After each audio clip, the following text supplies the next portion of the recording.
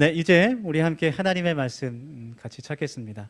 오늘 우리들에게 주시는 말씀 요한복음 8장 1절에서 11절까지 말씀인데요. 우리 한 절씩 교독하고 마지막 절은 같이 읽겠습니다. 제가 먼저 1절 말씀 봉독하겠습니다. 예수는 감람산으로 가시니라.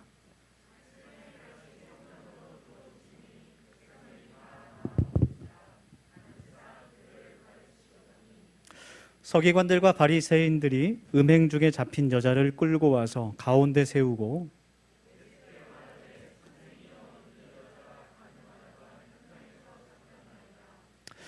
모세는 율법에 이러한 여자를 돌로 치라 명하였거니와 선생은 어떻게 말하겠나이까.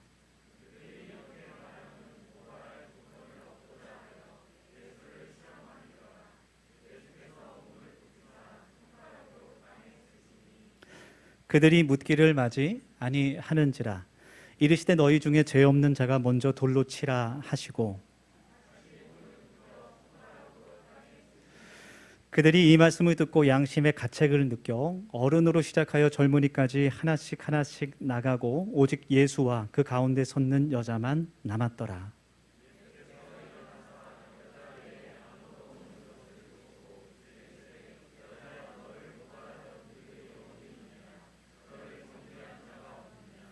우리 다 같이 읽겠습니다. 시작. 대답하되 주여 없나이다. 예수께서 이르시되 나도 너를 정죄하지 아니하노니 가서 다시는 죄를 범하지 말라 하시니라. 아멘. 네, 오늘도 하나님을 함께 예배할 수 있음이 우리의 행복입니다. 우리의 축복입니다. 우리 하나님 말씀을 함께 나누면서 먼저 우리들의 마음을 활짝 주님 앞에 열기를 원하는데요. 우리 옆에 뒤에 계신 분들 좀 바라보시면서 이렇게 인사하면 좋겠습니다. 꼭 얼굴을 보시면서 당신 때문에 살맛이 납니다. 그렇게 인사하면 좋겠습니다. 네. 한 두 분 정도가 영혼 없이 하셨어요. 굉장히 성의 없게 속으로는 딴 생각하시면서 당신 때문에 살맛이 나 이렇게 하셨어요. 안 됩니다. 네. 저희 교회는 다 보입니다. 그래서 다시 한번 하겠습니다. 정말 진심을 담아서 사실 그렇지 않더라도 그렇게 되기를 원하는 마음으로 다시 하겠습니다. 당신 때문에 살맛이 납니다. 네, 좋습니다. 우리가 누군가에게 정말 살아갈 수 있는 그런 힘과 용기가 됐으면 참 좋겠습니다. 많이 알려진 얘기 가운데 우화 가운데 5손가락에 관한 그런 얘기가 있어요. 하루는 5손가락들이 모여서 서로를 자랑하기 시작했습니다. 첫째 손가락이, 엄지손가락이 자신을 뽐내면서 다른 손가락에게 말합니다. 내가 엄지니까 보나마나 내가 최고야. 그리고 내가 가장 힘이 세다고. 최고를 표시할 때도 항상 내 손가락을 지켜드는 것 봤지? 네. 내가 태어날 때부터 내가 최고야. 그렇게 자랑을 했어요. 두 번째 손가락, 검지손가락이 이에 질세라 자신을 뽐내기 시작합니다. 아니야. 무언가를 가리킬 때는 항상 내 손가락을 써.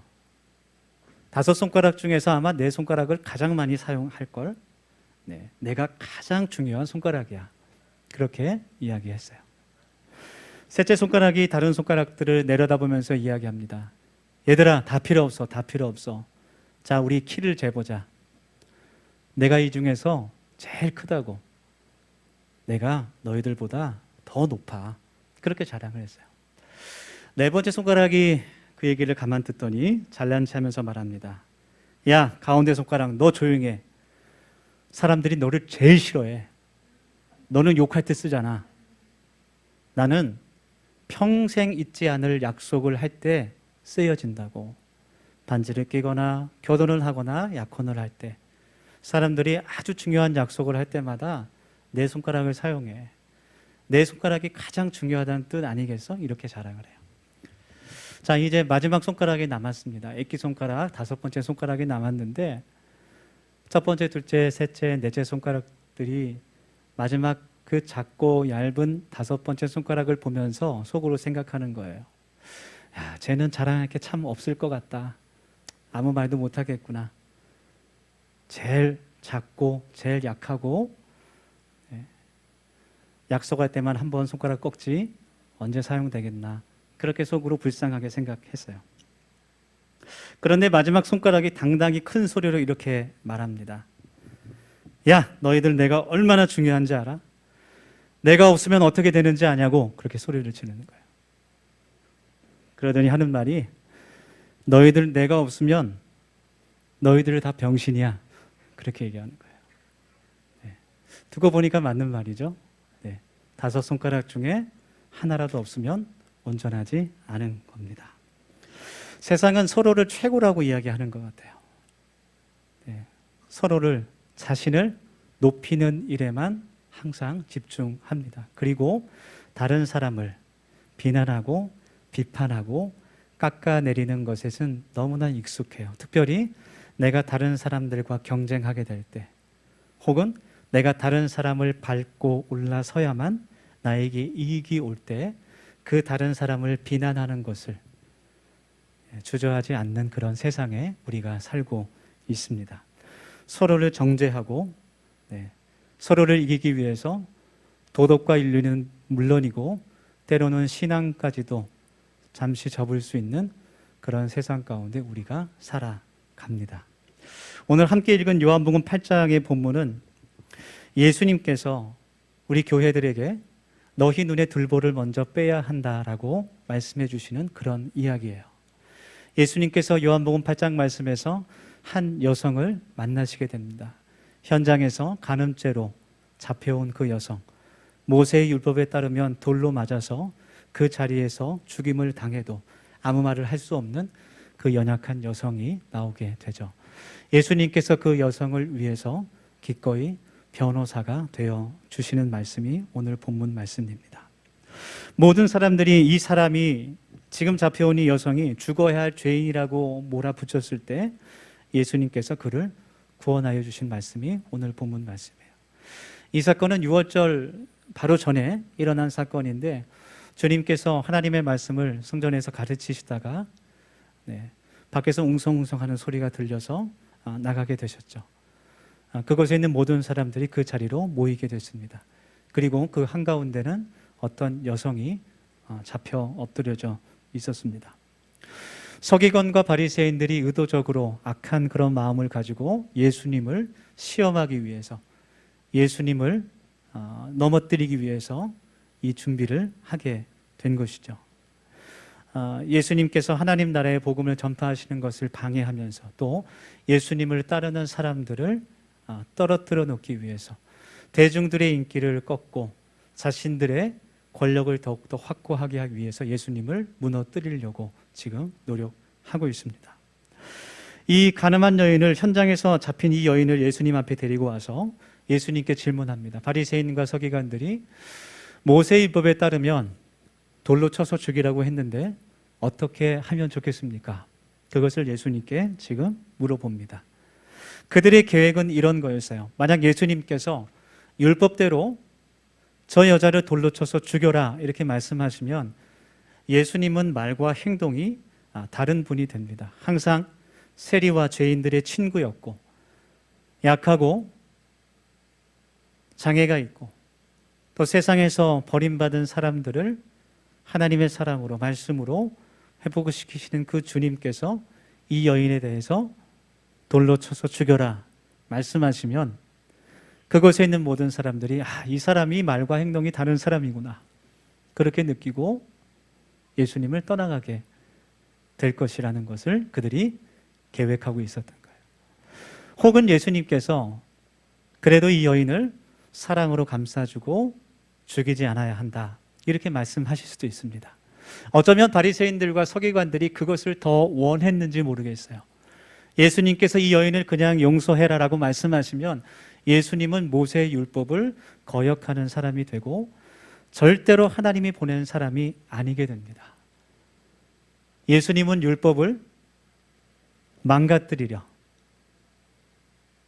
하나님께서 직접 주신 그 모세의 율법을 부정하는 사람이 되어버립니다. 하나님께로부터 온 사람도 아닐 뿐더러 단순한 선동꾼, 사기꾼으로 몰아갈 수 있습니다. 바리새인과 서기관들은 이렇게 말할 거예요. 자, 봐라.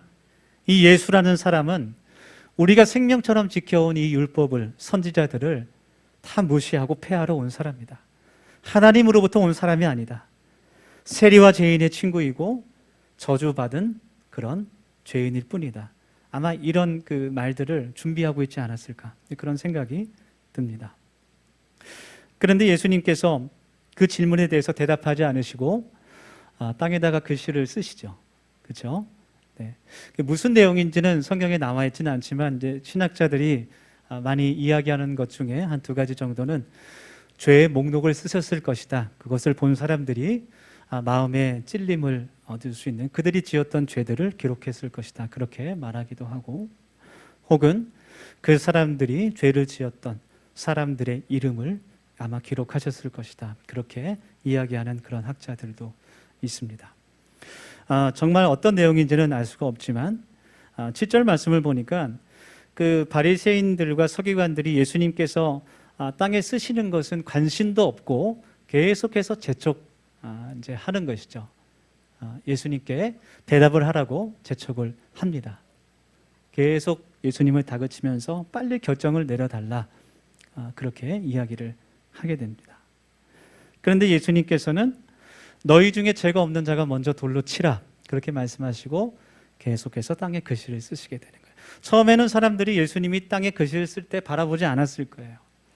이 말씀을 하시고 나서 죄 없는 자가 먼저 돌로 치라라고 말씀하신 후에 다시 땅에 글씨를 쓰셨을 때, 그때서야 그곳에 모인 사람들은 그 예수님의 그 글씨를 바라보게 됐을 겁니다. 그리고 마음에 찔림을 갖게 됩니다. 신명기 17장의 말씀을 보면 죄인들을 돌로 쳐서 죽일 때 그 죄인이 죄를 지었던 것을 본 증인이 가장 먼저 손을 대게 돼 있어요. 가장 먼저 그에게 돌을 던져야 되고, 아니면 그 시작을 그 증인이 하게 돼 있습니다. 예수님의 말씀은, 자, 너희가 저 여인들의 죄를 보지 않았느냐? 죄가 없는 자가 먼저 저 여인을 죽이는 일을 지금 시작해라. 그렇게 예수님께서 말씀하시는 거예요. 사도행전에서 스데반 집사가 순교할 때도 그 증인이 있던 사도 바울이 가장 먼저 스데반에게 손을 대는 장면이 나오는 것이죠. 예수님의 말씀과 예수님께서 땅에 쓰신 그 글씨로 인해서 그곳에 있는 사람들의 마음이 찔리게 되고 그 자리를 하나 둘씩 떠나게 됩니다. 그리고 이제는 예수님과 그 여인만 그 자리에 남아 있습니다. 예수님께서 그 여인에게 말씀하십니다. 너를 정죄하던 사람들이 어디 있느냐? 너를 고발하던 사람들이 지금 다 어디 있느냐? 나도 너를 정죄하지 않겠다. 다시는 죄를 짓지 마라. 그렇게 말씀해 주십니다. 이 여인이 간음죄를 지은 것은 사실인 것 같아요. 사실인 것 같지만 처음부터 예수님을 넘어뜨릴 의도로 서기관들과 바리새인들이 이런 모습들을 만든 것을 볼 때 아마 이 여인도 그 서기관과 바리새인들이 미리 계획한 함정에 빠졌던 것 같아요. 간음을 했던 것은 사실이지만 그 현장에서 잡아온 것을 보면 준비하고 있다가 잡아온 것처럼 생각이 됩니다. 어쩌면 억울하다 얘기할 수도 있겠지만 어쨌든 그 죄를 지은 것은 사실입니다. 그럼에도 불구하고 우리 주님께서 이 여인을 용서해 주시죠. 그래서 오늘 우리가 이 말씀을 묵상하면서 예수님의 마음을, 또 예수님의 그 뜻을 우리가 좀 알기를 원합니다. 예수님께서 어떤 분이신지 우리가 더 깊이 알 수 있기를 소망합니다. 먼저 예수님은 우리의 변호사가 되어주시는 분이에요. 네. 예수님께서 가늠한 여인 편에 쓰셔서 그를 고발하고 정죄하려고 하는 사람들, 그 죽이려는 그 사람들, 예수님까지도 죽이려는 그 사람들 앞에서 그 여인을 구원해 주십니다. 이 사건은 나중에 천국에서 일어날 그 하나님의 심판을 보여주는 예시가 되기도 하는 거예요. 히브리서의 말씀에 기록된 대로 우리의 죽음은 정해져 있습니다. 누구나 반드시 죽게 됩니다. 그리고 하나님 앞에, 그 심판 앞에 가게 됩니다. 여러분, 그때 우리가 무슨 말을 할 수 있겠어요? 하나님 앞에서 우리가 어떤 말을 할 수 있겠어요? 오늘 이 여인을 보면 한마디도 못합니다. 그 많은 사람들 앞에서, 예수님 앞에서 끝까지, 퇴장할 때까지도 단 한마디도 하지 못합니다. 우리도 비슷할 것 같아요. 하나님 앞에서 우리가 어떤 말을 할 수 있겠습니까? 그때 예수님께서 우리를 변호해 주시는 거예요. 나를 위해서 십자가에 달려 그 피를 흘리신 그 주님께서 우리를 깨끗하다 말씀해 주실 것입니다. 아멘. 네. 변호한다는 것이 우리가 죄가 없다라고 말씀하시는 것이 아니에요. 예수님의 변호는 우리의 죄가 가볍거나 없다고 말씀하는 것이 아니라 그 죄를 내가 이미 다 그 값을 지불했다. 내가 내 생명으로, 내 보혈로 이 사람의 죄값을 다 지불했다. 그렇게 말씀해 주실 것입니다. 그 예수님의 마음은 용서하시는 그런 마음이죠. 그리고 다시는 그 죄를 범하지 않기를 원하시는, 다시는 그 죄를 짓지 않기를 원하시는 마음이 바로 주님의 마음입니다. 그리고 주님께서 오늘 우리에게 말씀하시는 거예요. 나도 너를 정죄하지 아니하노니 가서 다시는 죄를 범치 말라. 주님은 우리가 아까 나의 하나님이라는 찬양 불렀지만 우리가 사랑받지 못할 때에, 사랑받을 만한 그 어떤 조건도 없을 때에 우리를 사랑해 주신 분인 줄 믿습니다. 우리가 죄인 되었을 때 우리를 사랑해 주신 분, 우리의 모든 것을 있는 그대로 받아주시는 분이에요. 사람들은 자꾸 위아래를 나누고 좌우를 가르고 줄을 세우고 구분하지만, 때로는 차별하지만 우리 주님은 그렇게 하지 않습니다. 누구에게나 똑같은 은혜로 다가오시고 누구에게나 기회를 주시고 누구에게나 다시 하나님께 돌아오기를 원하시는 그 하나님이십니다. 그 예수님께서 우리들의 모든 사정을 아시는 줄 믿습니다. 네. 이 세상에서도 변호사를 이렇게 변호사와 함께 재판을 하게 될 때 변호사에게만큼은 있는 사실을 다 그대로 얘기해야 돼요. 숨기면 안 돼요. 그것이 잘못된 일이라도 모든 것을 있는 그대로 이야기해야 좋은 결과가 나올 수 있죠. 네, 마찬가지예요. 예수님은 우리의 모든 것을, 하나님은 우리의 모든 것을 다 알고 계세요. 숨길 수가 없습니다. 전에 한번 정말 그 목회를 하면서 힘들고 어려운 때가 있었어요. 사역을 하면서. 그래서 정말 너무 힘들면 기도가 잘 나오지 않습니다. 네, 그 눈물만 흘리면서 기도하고 있는데 하나님께서 5글자를 저에게 들려주셨어요. 네, 음성으로 들린 것이 아니라 5글자가 제 마음속에 새겨졌는데요. 내가 다 안다라는 그 말씀을 주신 그런 기억이 있습니다.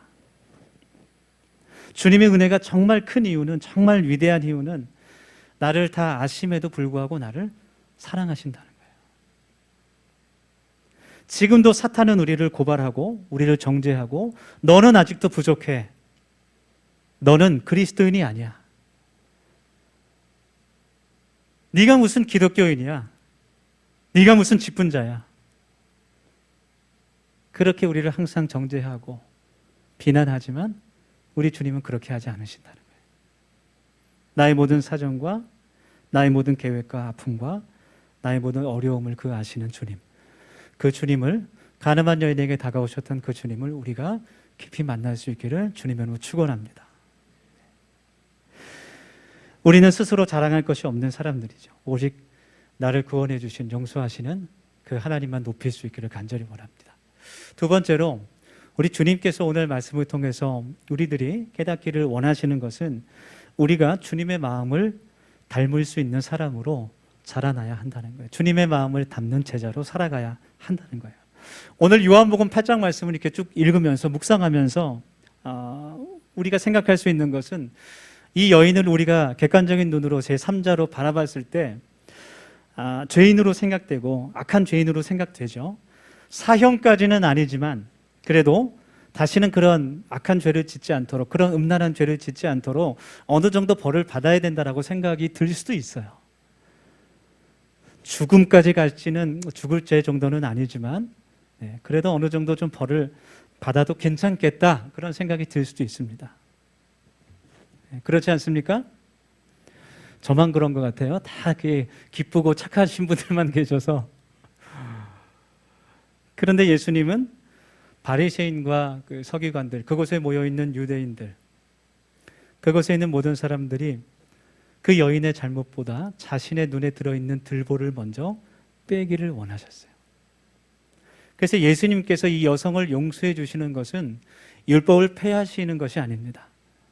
이 잡혀온 여인들보다도 훨씬 더 더럽고 악한 그 서기관들과 바리새인들의 그 악한 마음들, 그 여인을 죽이기에 준비되어 있는 그 유대인들, 손에 돌을 들고 예수님께서 말씀만 하시면 그 여인을 향해 그 남자의 강한 팔로 있는 힘껏 그 여인에게 돌을 던질 그 준비가 되어 있는 사람들, 그 악한 마음들을 주님께서 찌르고 계시는 거예요. 그 예수님의 마음은 정죄하고 비난하는 것이 아니라 진실로 그 여인들이, 그 영혼들이, 그 여인뿐만 아니라 그곳에 있는 그 서기관과 바리새인들과 그 돌을 들고 있는 유대인들이 회개하고 회복하기를 원하는 것, 그것이 예수님의 마음이셨습니다. 그래서 하나님께서 오늘 이 말씀을 통해서 우리 자신들도 스스로를 돌아보고 하나님 앞에 나아갈 수 있기를 원합니다. 또 다른 사람들을 용서할 수 있는 주님의 제자들이 되기를 원합니다. 특히 이제 이런 마음들, 우리가 닮아야 하는 예수님의 이 마음은 특별히 우리 가정에 필요한 마음 같아요. 네, 특별히 우리 부부들에게 참 필요한 마음이다라는 생각이 듭니다. 본문 말씀을 묵상하면서 예수님, 그 여인을 만난 예수님을 바라볼 때 그 예수님이 마치 그 여인의 아버지처럼 느껴졌어요. 혹은 그 여인의 남편처럼 생각이 되기도 했습니다. 잘못한 것이 있지만 외부의 공격과 그 위협과 그 비난을 막아줄 수 있는 든든한 울타리처럼 생각이 됐습니다. 여러분, 그렇지만 가족이 제일 힘든 것 같아요. 그렇죠? 아무리 아버지, 아무리 남편이라도 그 여인을, 그 딸을, 그 부인을 쉽게 용서할 수가 있겠습니까? 그거는 쉽지 않은 일이죠. 얼마나 마음의 배신감을 느끼겠어요. 그러나 그럼에도 불구하고 우리 주님은 용서하셨습니다. 그를 사랑하셨습니다. 그것이 바로 로마서 우리 5장 8절에 나오는 예수님의 마음이에요. 우리가 아직 죄인 되었을 때에 그리스도께서 우리를 위하여 죽으심으로 하나님께서 우리에게 대한 자기의 사랑을 확증하셨느니라. 아멘. 네. 그래서 우리의 가정에서 또 부부 사이에서 서로를 바라볼 때 이렇게 사랑할 수 있기를 소망합니다. 어떤 목사님이 들려주신 이야기인데요. 그 사모님이 절대로 저희 가정의 이야기는 아닙니다. 네.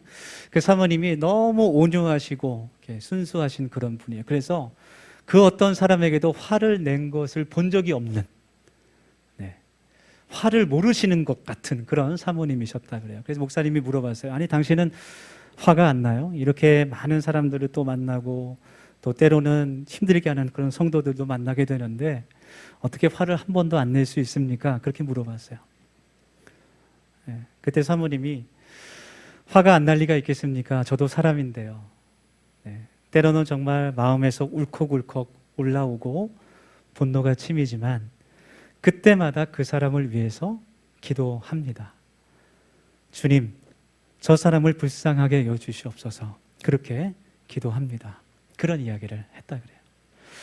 며칠이 지나고 목사님이 밖에 일정이 있어서 나가고 교회로 돌아오셨는데 예배실에서 사모님이 막 울면서 간절히 기도하시는 모습을 보게 된 거예요. 그래서 무슨 일인가 하고 들어가 봤는데 정말 어떤 사람을 위해서 중보하면서 기도하시고 계셨어요. 그래서 정말 또 누가 아내를 이렇게 힘들게 했을까?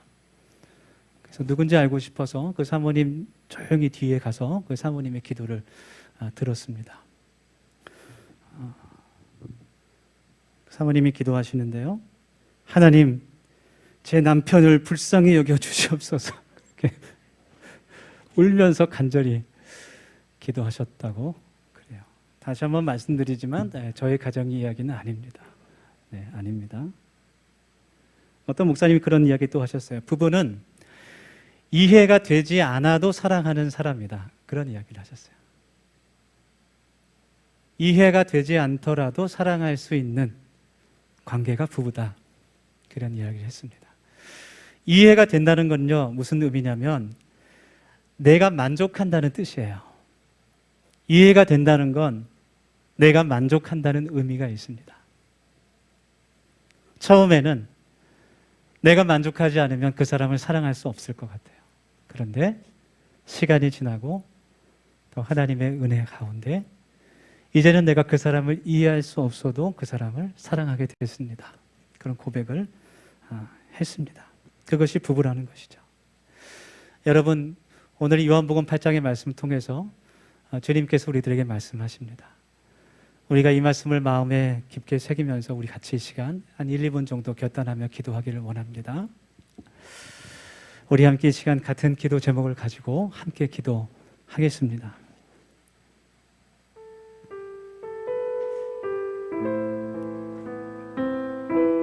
주님, 이 시간 가늠한 여인을 심판하는 그 자리에 우리가 함께 서 있습니다.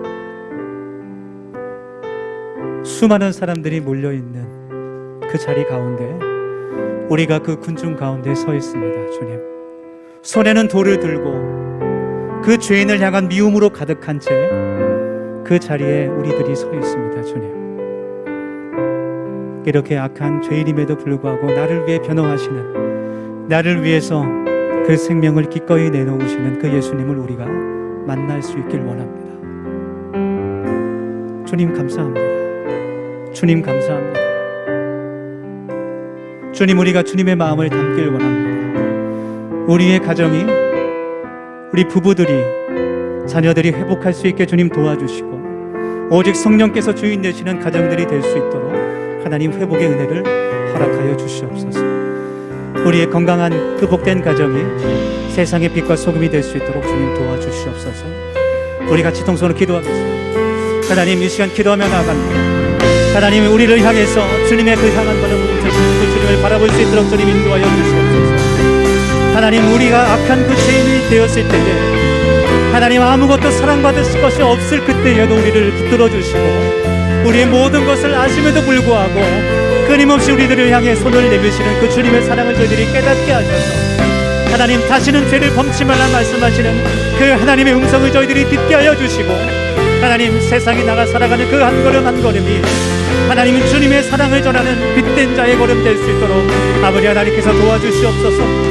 주님의 이 따뜻한 사랑과 은혜가 저희들의 가정에 임하기를 원합니다. 하나님, 서로 이해가 되지 않더라도, 서로의 만족이 되지 않더라도 주님의 그 사랑을 저희들이 마음속에 품고 서로를 위해 기도하며 중보할 수 있는 우리의 가정들이 되게 하시고 하나님, 우리의 부부들이 되게 하시고 하나님, 우리의 자녀들이 될 수 있도록 하나님께서 도와주시고 하나님 인도하여 주시옵소서. 하나님, 우리의 그 따뜻한 주님을 향한 닮은 마음들이 그 사랑이 하나님 세상의 빛과 소금 되어 전파되게 하여 주시고 그것으로 하나님 나라를 세상에 전하는 저희들이 될 수 있도록 아버지 하나님께서 도와주시고 하나님 기름 부어 주시옵소서. 주님 감사하고 간절히 원하고 예수님의 이름으로 하나님 은혜를 감사합니다. 이 시간 주님의 그 한없는 은혜와 용서하심과 사랑을 저희들의 마음속에 담기를 원합니다. 하나님, 그것을 우리들의 가정에서 또 우리들의 직장에서 모든 삶의 한 걸음 한 걸음 가운데 순종으로 실천할 수 있는 우리 모두 될 수 있도록 주님 축복하여 주옵소서. 예수님 이름으로 기도합니다. 아멘.